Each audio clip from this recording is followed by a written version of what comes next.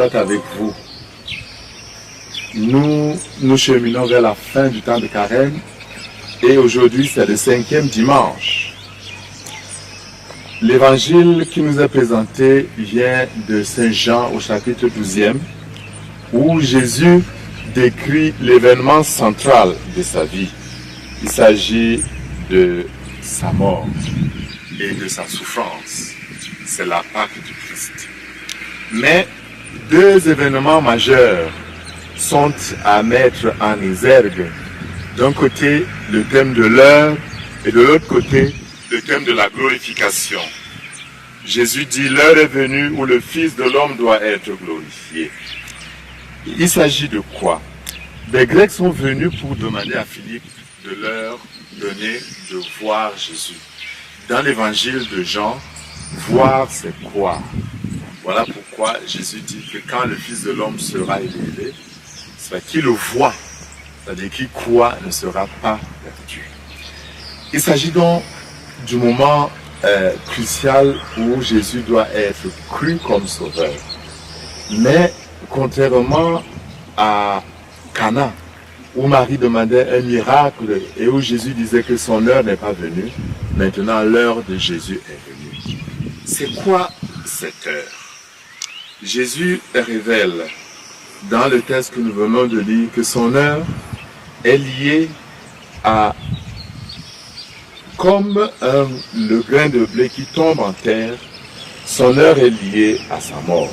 Si le grain de blé tombe en terre, ne meurt pas, il reste seul. Mais s'il meurt, il porte beaucoup de fruits. Jésus révèle donc qu'il s'agit pour lui, pour sa véritable nature et sa véritable mission de se donner, de mourir. Et s'il meurt, il donne beaucoup de fruits. Mourir et porter beaucoup de fruits, c'est ça la mission du Christ. L'autre dimension essentielle, c'est la dimension de la glorification. Jésus dit, maintenant mon âme est bouleversée. Que vais-je dire? Père, sauve-moi de cette heure. Mais non, c'est pour cela que je suis parvenu à cette heure-ci. Père, glorifie ton nom. Notre thème important dans ce 5e dimanche, c'est la glorification. C'est l'exaltation. C'est quoi la glorification? C'est quoi l'exaltation? Déjà dans Jean 3, dont je faisais référence tout à l'heure, Jésus parle de ce moment où, comme Moïse avait élevé le serpent de bronze au désert, il faut que lui aussi soit élevé. L'élévation entre ciel et terre est le signe du lien que Jésus crée entre le ciel et la terre, mais davantage le signe de ce passage entre la terre et le ciel, entre la mort et la vie.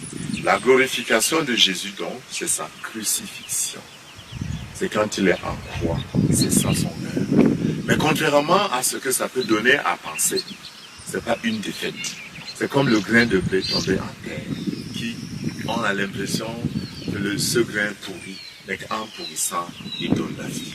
Notons, comme le dit la deuxième lecture de la lettre aux Hébreux, que bien qu'il soit le Fils, Jésus a appris par ses souffrances l'obéissance et conduit à sa perfection. Il est venu pour tous ceux qui lui obéissent la cause du salut éternel.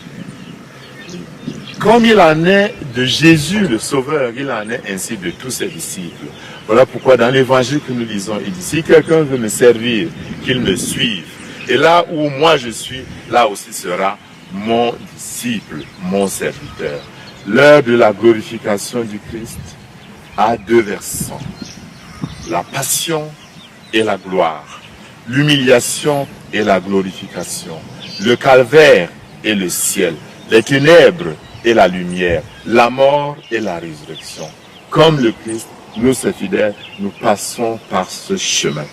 L'espérance vers la peur. C'est le grand message de ce jour.